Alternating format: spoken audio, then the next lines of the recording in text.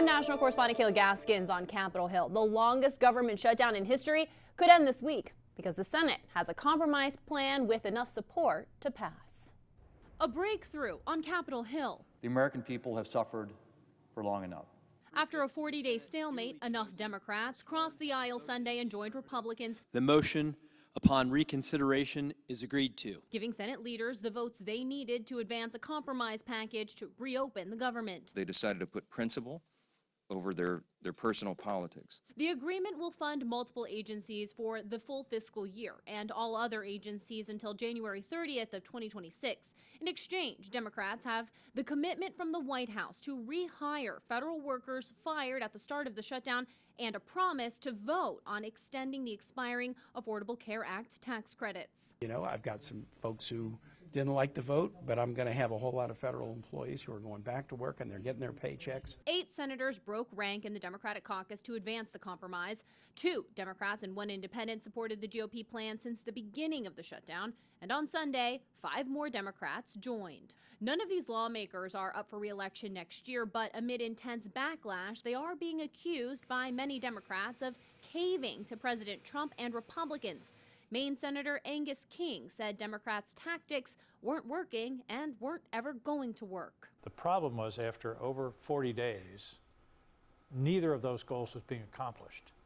And in the meantime, a lot of collateral damage was happening. People's lives were being hurt. We've heard you talk about air travel, but I'm more worried about 42 million Americans who depend on SNAP benefits to put food in before their families. Senate Majority Leader Chuck Schumer standing firm in his opposition.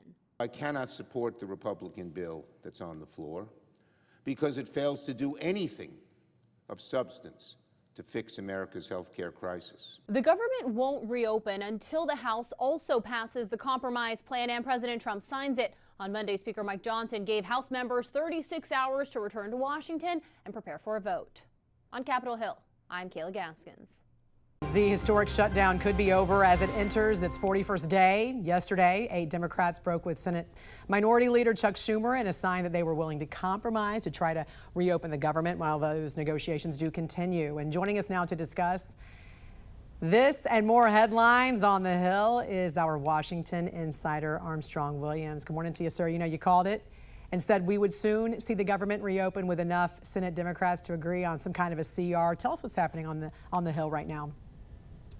Well, listen, the sort of bypass these greedy insurance carriers to get the money directly to the consumer, the fact that everybody who's fired, federal employees, will get their jobs back, and everyone will get their paycheck and also their past benefits. And you cannot consider firing any other federal employees until January 31st. That was enough for Democrats. And also Chuck Schumer, believe it or not, needed a lifeline. He had to hold for the progressives that he's beholden to, but behind closed doors, Dick Durbin, voting with the centrists, indicated they were ready to move on and stop hurting people for right now for no reasons necessary, because they won the elections on last Tuesday. And so it's just time to resolve this and move on to real issues and issues that this shutdown has caused. What does this mean, though, ultimately for Chuck Schumer? Clearly the Democratic Party not falling in line behind him anymore. What changed? Common sense and people yelling at him. You know, there's a possibility, there are rumors that this could be his last hurrah that he may, as Nancy Pelosi did, announce his retirement. Yeah, we keep hearing that too. And I got to ask you about this story that kind of popped up over the weekend, an unverified story, by the way, about the January 6th pipe bomber who placed pipe bombs outside the offices of the Republican National Committee and the Democratic National Committee. Everyone saw this video. We've seen this video for almost 5 years now. This happened just before the events of January 6th. And again, nearly 5 years later, there is still no suspect in custody, Armstrong. The FBI, the DOJ had no problem quickly finding those January 6th suspects who entered the Capitol. Why do you think there has not been an arrest yet on this? It's very sensitive. And the fact that the DOJ and the FBI has not given any credibility to this, they have not also said, they've not declared that it was not true. There's many things that the story has gotten wrong. There are a few things that the story has gotten right. They want to make sure before they make any announcements on this, because not only does it involve Capitol Police, it involves the CIA, the FBI. They want to make sure Potentially, they dot all their I's and cross all their T's. It's just that sensitive. You're inside the U.S. Capitol building right now. What does it say, though, about the security of our nation's capital when someone could do this, you know, plant pipe bombs, obviously meant to cause death and destruction, and get away with it now for what's almost been 5 years? You're assuming that the bomb was planted to detonate. Not considering that it may have been a ploy to further malign the right-wing extremists as if they planted the bomb. Interesting. It was never intended. You just got to think deeply about this. Okay. And Yes, yeah. And by the way, very quickly, looking back at Election Day, we know places like New York and New Jersey are not a bellwether for the midterms for the rest of the country. But what were some of your biggest takeaways? Is that the Democrats held on to their blue states that Trump never won before. And in some of them, they barely held on. And also in Minnesota and Minneapolis, the radical Somalian extremist who has been for mayor lost, which tells you that Minnesota has not lost all its common sense. They still put America first. And that was a good sign. And so, you know, we move on. These elections are elections, and anything within a week can change the dynamics of it. The voters are very fickle. We'll just see what happens. The midterm elections, Jeanne, is a long way off. Anything can happen. That's very true. All right, sir. Washington insider Armstrong Williams. Great to see you there inside the Capitol. Thanks for joining us. Thank you. Confusion and uncertainty has been mounting for 42 million Americans who rely on SNAP benefits. Just this morning, a federal appeals court ruled SNAP benefits must be paid in full in November of 2025. KOKH's Natalie Fahmy explains why and how we got here.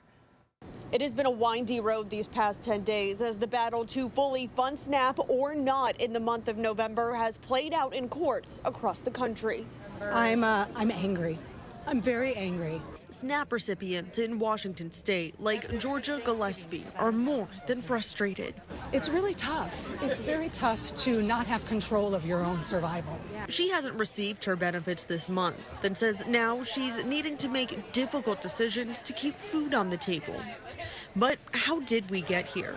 On October 1st, the federal government shut down, with SNAP payments poised to stop on November 1st. On October 31st, a federal judge ruled payments must continue in full even during the shutdown.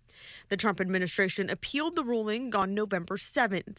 And after a winding road of appeals and Supreme Court involvement, on November 10th, a federal appeals court rejected the Trump administration's effort to only partially fund SNAP benefits until the shutdown ends. We rely on our government to take care of our communities and neighbors, and they're not doing it. They're not doing their jobs. So. And the whole up and down of it all has some Seattle residents like Dave Redile frustrated.